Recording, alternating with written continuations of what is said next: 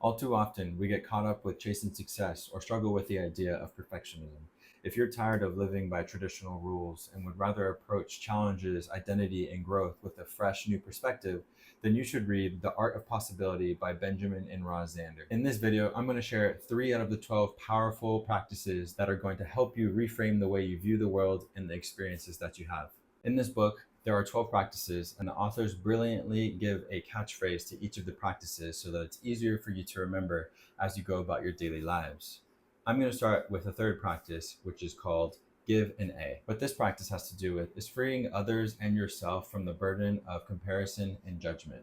What you're really doing is shifting from a world of measurement, a world and a space where we're constantly chasing success, to a world of possibility. As you make that shift, the focus then becomes who you can be and shines a light on growth and creativity. The authors share a lovely example from one of their classes where at the beginning of the class, they told their students that they would give them an A for the entire semester before they had done anything. The only thing that they had to do in that moment was write a letter describing why they deserved the A. So in that moment, the kids were then forced to think about everything they wanted to achieve that semester, highlighting the behavior and the work ethic they felt would deserve an A, and writing it down in this letter. The responses were incredibly powerful because you could see in the students' letters, which are actually shared in the book, that they really thought about what it would take to earn that A. There was no more pressure to earn the A over the course of the semester because they already had it. Rather, giving them the A from the get-go took away the burden of judgment or comparison or the pressure of succeeding and allowed them to be creative with how they might earn that A and to be successful in the class. One way that you can apply this to your life, to yourself, or to others that you're interacting with is to ask the question, what might change if I give this person or myself an A? The second practice I'm going to share is actually the sixth one, and it's called Rule Number 6, also known as Don't Take Yourself Too Seriously. This practice helps free you from the grip of your ego, and instead of taking yourself so seriously, it helps open space up for humor, creativity, and growth. We've all been there. We've been caught up in a moment where we're taking ourselves a little too seriously, and the underlying reason is tied to ego and probably fear. The authors take a deeper look at this by connecting ego and behavior. How does ego influence our behavior? Well, in this chapter, they talk about the calculated self versus the centered self. If you're being calculated, you're being driven by fear and ego. You're seeking approval of others and safety. You're focused on scarcity and competition.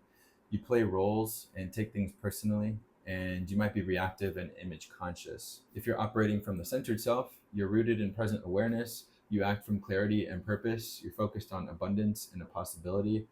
You're authentic and lighthearted, and you're responsive and grounded. Notice the stark contrast between the behavior of someone who's calculating and the behavior of someone who's centered. If you feel like you're teetering between these two, or maybe you're leaning a little bit more on the calculating side, an important question that you can ask yourself is, am I caught up in self-importance right now? And if you feel like you are, just let it go. The last practice I'm going to share is actually the 12th one, and it's called Telling the We story. In this practice, there is a shift from you versus me to we. Instead of focusing on what you can gain personally, there's a focus on what can we create together. I love that the authors made this the last practice of the book because it also serves as an underlying theme in this book, which is collaboration. If you can put all of these things into practice, or at least try, your life will improve in a meaningful way. You might improve the way you collaborate with others, and you'll improve the way that you collaborate with yourself. In this chapter, the authors take us all the way to Nelson Mandela's post-apartheid South Africa and examine the Truth and Reconciliation Commission. This was headed by Desmond Tutu, and it was created in a way to deal with the conflict that had arisen in apartheid South Africa and to figure out a way to deal with the injustices that had been committed. So in this example, where the dynamic was very much you versus me, the Truth and Reconciliation Commission gave perpetrators an opportunity to be honest. Now, the purpose of this commission wasn't to seek out justice, it was to seek out truth.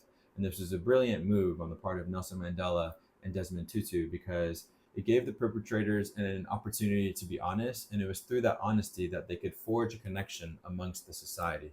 So you can see in this instance that the shift went from you versus me to we. As you think about how to apply this practice to your life, an important question you could ask yourself is, am I thinking competitively or collaboratively?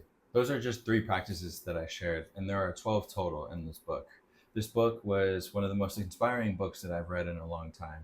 And I love it because it was so simple yet powerful in the way that it helps you to reframe the way you view the world and the experiences that you have. I'm sure you've heard mindset is everything, mind over matter, growth mindset versus fixed mindset. All of these things have to do with the perspective and the lens and the filter through which we view the world. This book does a beautiful way of explaining that and gives you practices that you can apply to your own life.